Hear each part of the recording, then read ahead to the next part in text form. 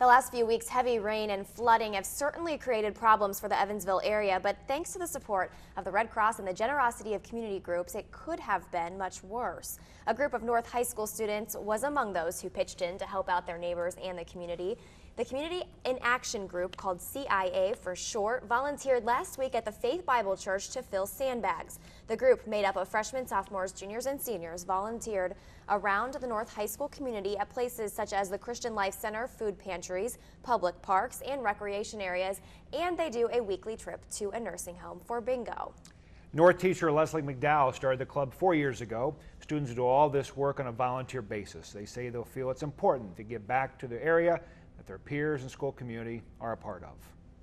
Really, the last 2 years has taken off with a lot of opportunities. The community has called us and asked us to serve, and Mr. Skinner has asked us to make sure we focus in on our community that serves North. I came out here because it sounded more or less like I could do something for the community, which doesn't often come up in sometimes. So I just decided this is the time for me to go help.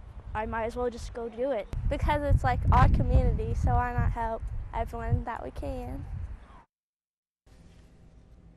We're very proud of these students and their impressive work, and thank them for all they're doing to set an example and reaching out to those in need. It's a really great example, considering they went to school all day long, they have homework, they have extracurricular activities, yet they go to this church and fill sandbags, which is really labor intensive. It's not easy work, so great job to all of them. Okay, now you have the last word. Thanks, Jennifer. Today we talked about innovation as well as talking about career and technical education. I believe as well as the referendums that failed in a couple of cities across the state. And I do believe there are several things that are very important that we continue to focus on in the United States to remain competitive globally competitive. One is a strong investment in education and making sure that all of our children have a quality education across this country. Secondly, we have to invest in research and development. We have to make sure that that innovation is available.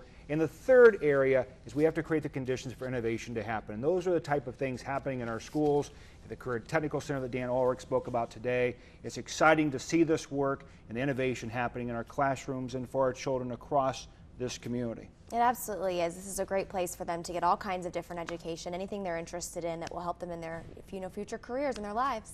Absolutely. All right, thanks, Dr. Bertram. And that is all the time that we have for today. And thanks again for joining us. We'll see you next Wednesday. Here's a look at what's coming up in the EVSC this week. Have a great one. We'll see you next week.